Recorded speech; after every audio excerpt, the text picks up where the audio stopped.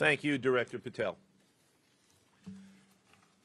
To be clear, we're announcing today indictments in two major cases, both involving fraud. One involves sports betting, and the other involves illegal gambling, very specifically rigged poker games. The first indictment involves 6 defendants who are alleged to have participated in one of the most brazen sports corruption schemes since online sports betting became widely legalized in the United States. This scheme is an insider sports betting conspiracy that exploited confidential information about National Basketball Association athletes and teams. The second indictment involves 31 defendants alleged to have participated in a nationwide scheme to rig illegal poker games. These defendants, which include former professional athletes, used high-tech cheating technology to steal millions of dollars from victims in underground poker games that were secretly fixed. The games in the New York area were backed by the Bonanno, Gambino, and Genovese crime families of La Cosa Nostra. While the cases are separate, there are 3 overlapping defendants charged in both cases: Damon Jones, Eric Ernest, and Shane Hennon. The indictments in these cases contain only allegations, and the defendants are presumed innocent until they are proven guilty in a court of law. But my message to the defendants who've been rounded up today is this: your winning streak has ended. Your luck has run out. Violating the law is a losing proposition, and you can bet on that.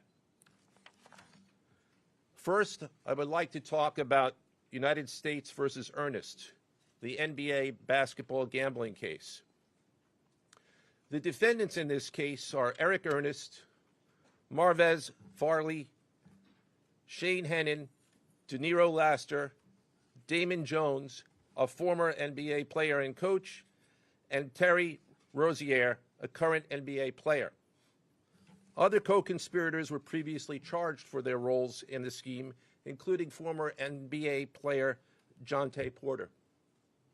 Between December 2022 and March 2024, these defendants perpetrated a scheme to defraud by betting on inside, non-public information about NBA athletes and teams. The non-public information included when specific players would be sitting out future games, or when they would pull themselves out early for purported injuries or illnesses. They relied on corrupt individuals, including Jones and Rozier. They also misused information obtained through long-standing friendships that they had with NBA players and coaches.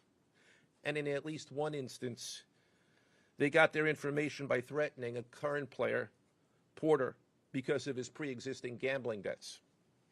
Defendants used this non-public information to place hundreds of thousands of dollars in fraudulent bets, mostly in the form of prop bets on individual player performance. The bets were placed through online sports books and also in person at casinos. The defendants relied on a network of straw bettors to place the maximum amount of bets to increase their potential profits. Most of these bets succeeded, and the intended losses were in the millions of dollars. The defendants then laundered their illegal winnings in various ways: peer-to-peer platforms, bank wires, and simple cash exchanges.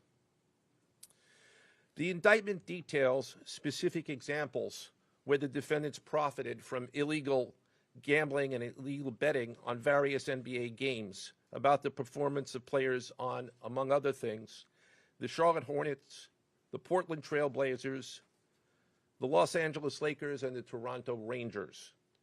Each defendant in the NBA basketball gambling case has been charged with conspiracy to commit wire fraud and conspiracy to commit money laundering. Now, I would like to turn to the other case, United States versus Aiello, the rigged poker game case. Beginning as early as 2019, the defendants in this case orchestrated a scheme to use wireless cheating technology to run rigged poker games across the United States, including in the Hamptons, Las Vegas, Miami, and Manhattan. The scheme targeted victims known as, quote, fish, who were often lured to participate in these rigged games by the chance to play alongside former professional athletes who were known as, quote, face cards. The so-called face cards included the defendant Chauncey Billups, who at the time of the scheme was a former NBA player and is currently the head coach of the Portland Trail Blazers, and also Damon Jones, a former NBA player and coach. What the victims, the fish, didn't know is that everybody else at the poker game, from the dealer to the players, including the face cards, were in on the scam. Once the game was underway, the defendants fleeced the victims out of tens or hundreds of thousands of dollars per game.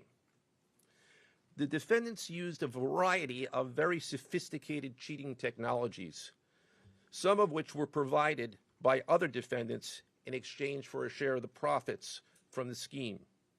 For example, they used off-the-shelf shuffling machines that had been secretly altered in order to read the cards in the deck, predict which player at the table had the best poker hand, and relay that information to an off-site operator. The off-site operator sent the information via cell phone back to a co-conspirator at the table, and that person at the table was known as the quarterback. The quarterback then signaled secretly the information he had received from others to others at the table, and together they used that information in order to win their games and to cheat the victims. Defendants used other cheating technologies such as poker chip tray analyzers, which is a poker chip tray that secretly reads cards using a hidden camera, special contact lenses or eyeglasses that could read pre-marked cards, and an X-ray table that could read cards face down on the table. What you see depicted on the screen right now is an example of the X-ray table that reveals the cards. Although they are face down on the table, they can be read because of the X-ray technology. The mafia, specifically members and associates of the Bonanno, Gambino, and Genovese organized crime families, had pre-existing control over non-rigged, illegal poker games around New York City. As a result, they also became involved in the rigged poker games, helping to organize the games and taking a cut of the proceedings, and working to enforce the collection of debts. The defendants laundered their proceeds, including through cash exchanges, the use of multiple shell companies, and through cryptocurrency transfers. As part of the scheme, some of the defendants and their co-conspirators also committed acts of violence, including the gunpoint robbery of a person in order to obtain a rigged shuffling machine, and extortions that were perpetrated against victims in order to ensure that they repaid their gambling debts. Defendants who participated in the rigged poker scheme are charged with wire fraud conspiracy. Other defendants have been charged with crimes including illegal gambling, money laundering, Hobbs Act robbery, and extortions. This case demonstrates our office's unrelenting commitment to fighting the scourge of organized crime in whatever form it takes. I'd like to conclude my remarks by thanking the incredible hard work of our law enforcement partners, including the FBI, Homeland Security, the NYPD, and the Waterfront Commission. I also want to thank the dedicated prosecutors who built these two cases and who are standing to my right: Benjamin Weintraub, David Bourbon, Caitlin Farrell, Michael Gibaldi, Irisa Chen, and Sean Sherman.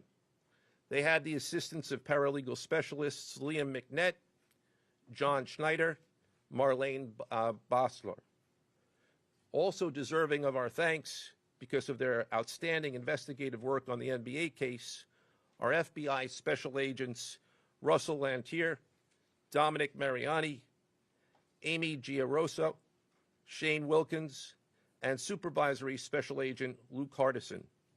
On the rigged poker game scheme, outstanding work was performed by FBI Special Agents Thomas Cribbin, Jeff Boriola, Jonathan Corona, Alexander Silverman, Amy Campanaro, and Supervisory Special Agent Michael Malahy, as well as NYPD Task Officer James McCullough, and from Homeland Security, Supervisory Special Agent Charles Freund, and from the Waterfront Commission, Detective Paul Shimborski.